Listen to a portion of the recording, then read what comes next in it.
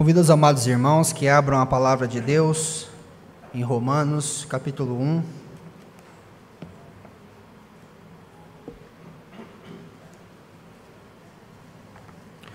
Romanos, capítulo 1, verso 18 ao 23.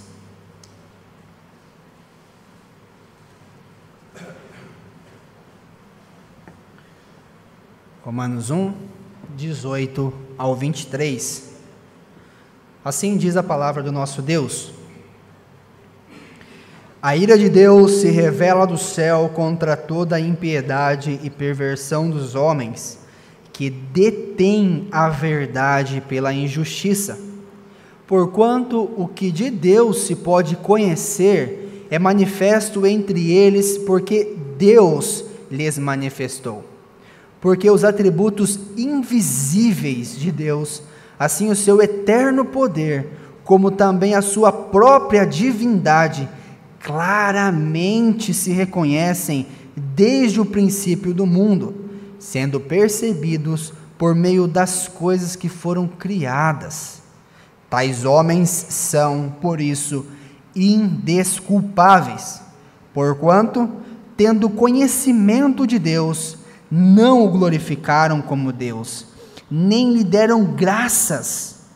Antes, se tornaram nulos em seus próprios raciocínios, obscurecendo-lhes o coração insensato. Inculcando-se por sábios, tornaram-se loucos e mudaram a glória do Deus incorruptível em semelhança da imagem de homem corruptível, bem como de aves, quadrúpedes e répteis. Assim diz a palavra do nosso Deus. Oremos mais uma vez. Amado Senhor, fala conosco por meio da Tua palavra, Deus, usa o Teu servo, desperta o nosso coração e o nosso entendimento, Pai, que nós coloquemos em prática a Tua palavra. Nós te pedimos em nome de Jesus. Amém. Amém. Quando menina, ela sonhava com um mundo, mas ele fugiu dela, deixando um vazio profundo. Então, em seus sonhos, ela buscava descansar, sonhando com o paraíso, onde queria estar. Paraíso, paraíso, sonhando com o paraíso. A busca por um lugar melhor, por um paraíso, é expressa em muitas canções, e durante a história muitos poetas se levantaram para falar sobre um lugar melhor. O trecho dessa canção, chamada Paradise, Paraíso, fala de uma criança que tinha grandes expectativas para este mundo, mas que ao crescer se deparou que as coisas não eram como ela imaginava, então ela preferia correr para sonhar e pensar no paraíso, e os sonhos dela eram um lugar de conforto. Não sei quantos se lembram também do clássico Mágico de Oz, de 1939, o antigo, não o de hoje, o raiz, quando a personagem principal, ela se depara que a vida dela está cheia de problemas. Então ela pensa consigo, conversando com o seu cachorro, dizendo assim, abre aspas, um lugar sem problemas. Acha que existe um lugar assim, Totó? Ela fala para o cachorro. Deve existir. Não é um lugar onde podemos ir de barco ou de trem. Ele está além da lua. Ele está para lá das chuvas. Então ela canta a famosíssima canção Over the Rainbow, além do arco-íris, que diz assim, em algum lugar além do arco-íris, lá no céu, há uma terra em que ouvi falar, alguém cantando para mim, onde os problemas se derretem como balas de limão.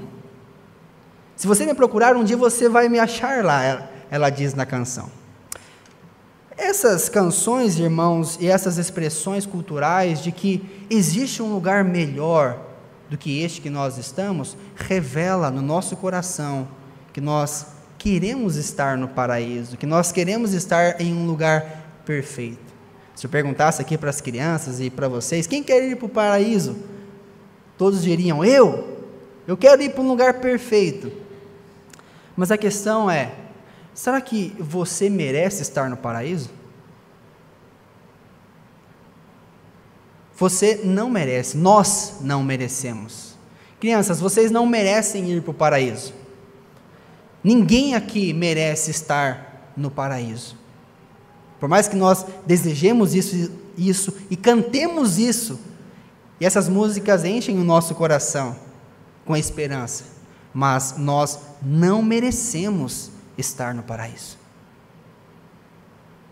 Diante disso, irmãos, o tema da nossa mensagem de hoje é: por que não merecemos estar no paraíso? Por que não merecemos estar no paraíso? E em primeiro lugar, nós veremos no texto de hoje que nós não merecemos estar no paraíso porque não glorificamos e nem agradecemos a Deus. Você e eu não merecemos estar num lugar melhor porque não glorificamos a Deus e nem agradecemos a Ele. O trecho em que nós lemos aqui, na exposição de Romanos, abre o assunto propriamente dito de Paulo, o conteúdo propriamente dito de Paulo, e desta feita, Paulo, ele quer demonstrar que todos os seres humanos são culpados diante de Deus. Do verso 18 ao 23, que é a exposição de hoje, Paulo, ele trata disso de uma maneira resumida. Ele parte do geral e depois, conforme ele vai expondo o tema, ele vai tratando de questões específicas sobre todos os homens estarem condenados. E aqui do verso 18 ao 21, ele deixa claro que os homens não glorificaram a Deus e nem deram graças a Ele. Por isso, a ira de Deus está sobre cada um deles. Observe o que diz no verso 18: a ira de Deus se revela do céu. A ira de Deus se revela dos céus. Notem que, na carta onde Paulo mais desenvolve sobre o Evangelho, na carta onde ele sistematiza o Evangelho de maneira clara, ele não começa dizendo Jesus te ama. Ele começa dizendo que a ira de Deus se revela dos céus. O que já nos mostra que o nosso evangelismo nos dias de hoje está defeituoso. E o que é a ira de Deus? A ira de Deus não é simplesmente um sentimento de Deus, ou algo que nós associamos à raiva, algo pecaminoso, não. A ira de Deus é a sua ação em julgamento por algo que está errado. E essa linguagem que Paulo usa é comum no Antigo Testamento. Nós podemos notar, quando Deus queria derramar o seu juízo sobre o povo do Antigo Testamento, nós vemos ali, no dilúvio, que Deus mandou chuva. Ali os estudiosos dizem que foi a primeira vez que choveu.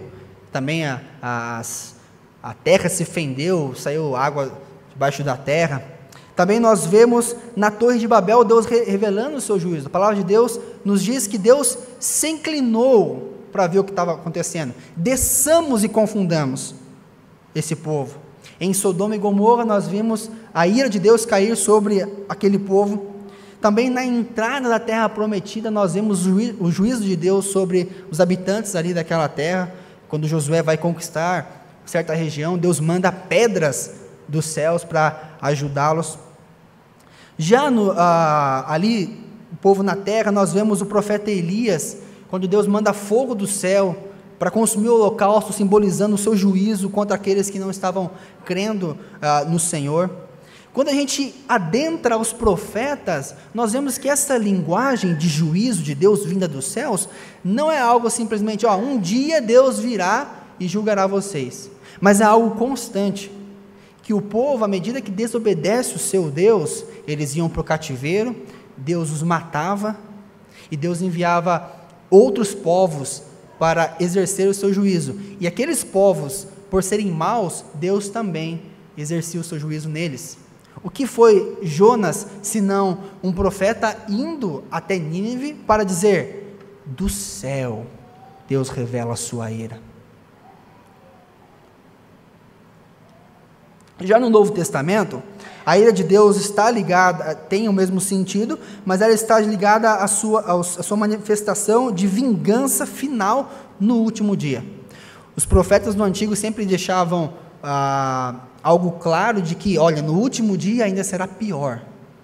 Mas no Novo Testamento nós vemos o apontamento da ira de Deus sendo derramada, e um grande exemplo disso são as taças do Apocalipse, quando Deus derrama a sua ira. Mas quem está errado para que Deus derrame a sua ira? O texto responde. Vejam o que diz no verso 18: contra toda a impiedade e perversão dos homens que detêm a verdade pela injustiça. Ou seja, a ira de Deus está sobre os homens, contra a impiedade e perversão. Impiedade aqui é toda a falta de reverência a Deus, toda a falta de conhecimento a um Deus e as suas leis. Perversão aponta para aquilo que o homem faz com o seu próximo. Por desconsiderar a Deus, o homem, então, faz coisas erradas ao seu próximo, e a ira de Deus é revelada dos céus contra a atitude dos homens. E o verso 18 ainda diz que eles detêm a verdade pela injustiça, ou seja, eles não querem a justiça, a verdade de Deus, por preferirem a injustiça, ou seja, preferirem a sua própria verdade. No verso 18, Paulo, ele resume o que ele vai tratar até o capítulo 3 aqui sobre a condenação. Só que alguém poderia dizer assim: será que Deus não é injusto ao querer derramar a sua ira sobre todos os seres humanos? Porque existem pessoas que nem ouviram falar do Deus verdadeiro. Então Paulo desenvolve isso, dizendo assim, no verso 19, vejam no verso 19: porquanto o que de Deus se pode conhecer é manifesto entre eles, porque Deus lhes manifestou. Então Deus se manifestou a essas pessoas, por isso ninguém é indesculpável. E qual que é a maneira que Deus fez isso? O verso 20 explica: porque os atributos invisíveis de Deus, assim o seu eterno poder, como também a sua própria divindade, claramente se reconhecem desde o princípio do mundo, sendo percebido por meio das coisas que foram criadas. Tais homens são, por isso, indesculpáveis. Deus manifestou a sua existência a todos.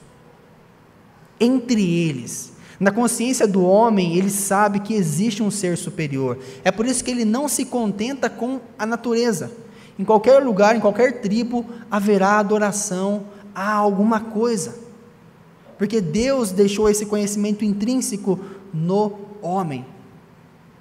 E na criação, Deus se revela ainda de maneira mais clara, de que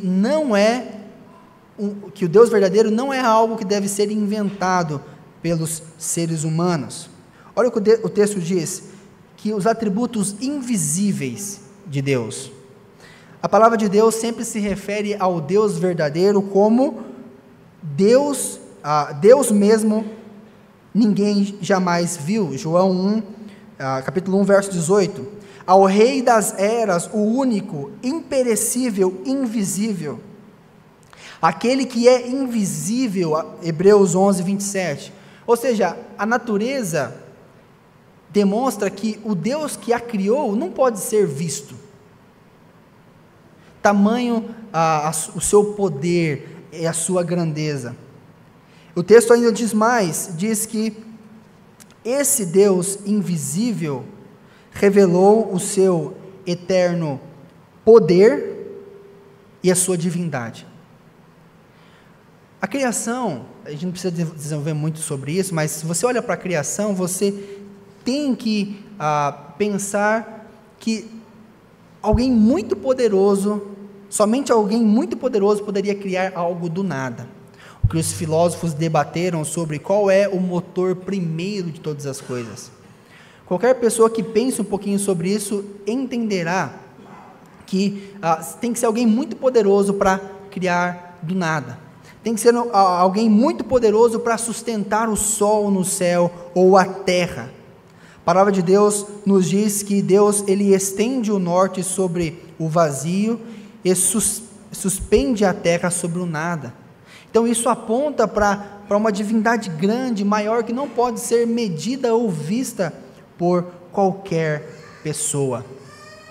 Você, ao pensar nas ciências naturais, que você estuda na escola, ou que você vê na internet, ou nos documentários que você gosta de assistir para dormir, que é bom mesmo, quando você vê a perfeição daquilo, isso tem que apontar para um Deus cheio de sabedoria, de conhecimento, em tudo.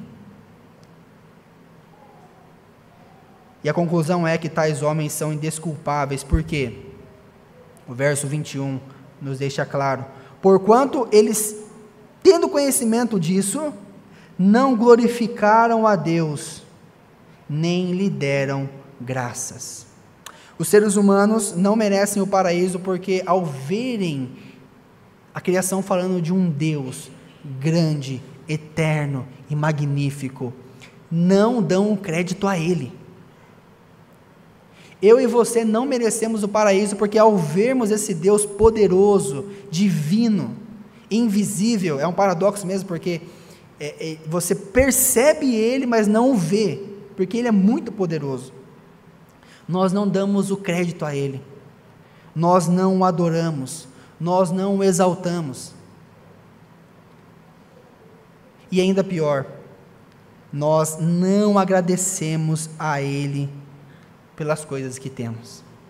Nós vivemos no mundo de Deus, respiramos o ar que Deus criou, mas não o adoramos e não agradecemos a eles. Isso, irmãos, mostra que nós somos indesculpáveis diante de Deus, indesculpáveis. Mas Deus, em sua misericórdia, se Ele mandasse todos para o inferno sem fazer mais nada, Ele estaria sendo justo, porque Ele se revelou na criação, e nós deveríamos perceber esse Deus, mas Ele não se limitou a isso.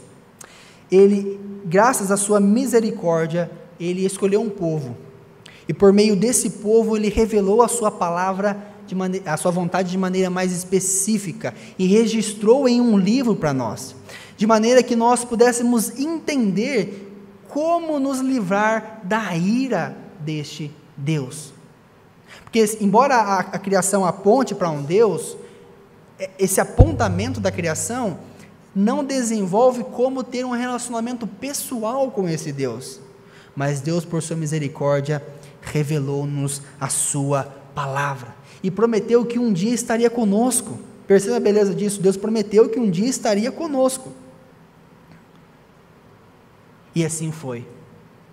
O Deus invisível, olha o paralelo, atributos invisíveis de Deus, o Deus invisível se fez carne, para que eu e você pudéssemos contemplá-lo. A palavra de Deus diz que Jesus Cristo foi aquele por meio de quem todas as coisas foram criadas, e que por meio do poder dele, olha o paralelo, por meio do poder dele, tudo subsiste.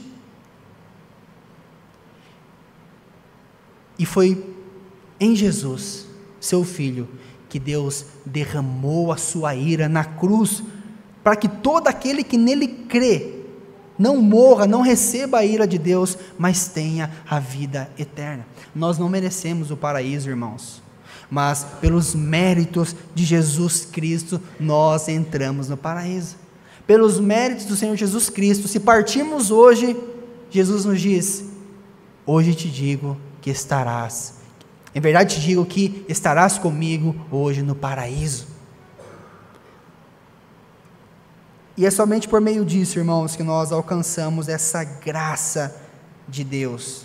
É somente por meio da misericórdia de Deus em nós, que nós somos libertos da ira de Deus. E é só por isso que você está aqui hoje, porque se fosse da tua vontade, você jamais glorificaria a Deus ou daria graças a Ele, você jamais faria isso. Pelo contrário, o texto diz: você se torna nulos em seus próprios raciocínios e obscurece o seu coração insensato. A ideia do texto aqui é que os seres humanos se esvaziaram do conhecimento de Deus. Eles não querem o conhecimento de Deus, mas preferem olhar para o seu próprio coração e assim ser a medida de todas as coisas. E qual é a consequência? Coração obscurecido, falta de sentido, falta de compreensão das coisas. Irmãos, imagina aquele pai e aquela mãe que se dedicaram um mês todo para dar do bom e do melhor para o seu filho. Compraram uma roupa bonita, compraram a melhor mistura do mês, serviram a mesa, embrulharam o presente, mas quando eles sentam à mesa, distribuem os presentes para os filhos não dirigem uma palavra sequer de gratidão ao pai e à mãe, mas pegam aquele presente e correm para o quarto, se trancam no quarto e preferem ficar com o brinquedo, com o presente, sem expressar a gratidão e a honra que os pais merecem. Se nós ficamos revoltados ao ouvir este exemplo, imagina qual é a ira de Deus quando nós não glorificamos a Ele por tudo que temos, que somos, ou não agradecemos a Ele por tudo que temos. Se você preferir a escuridão dos seus próprios pensamentos, você cairá na falta de sentido, depressão, ansiedade, dor, porque você por você mesmo é escuridão, mas se você olhar para Cristo, você entrará no paraíso, encontrará sentido para tudo. E é somente por causa disso, irmãos, que nós podemos adorar a Deus, porque nós reconhecemos aquilo que Deus fez por nós, e reconhecemos que não merecemos estar no paraíso, mas, pelos méritos de Jesus, nós entramos na Nova Jerusalém. Sabe qual é a diferença de você aqui, para os demais lá fora? Porque você aqui glorifica a Deus, você está dando crédito a Deus por tudo que Ele fez, e está agradecendo a Ele por tudo que você tem, graças à misericórdia dEle operada em você. Irmãos, em outra oportunidade nós daremos continuidade a essa exposição, falando do porquê não merecemos estar no paraíso, mas com esse coração de gratidão, de louvor e adoração a Deus, louvemos a Ele em gratidão por tudo que Ele tem feito e exaltemos o Seu nome, lembrando dos méritos de Cristo por nós.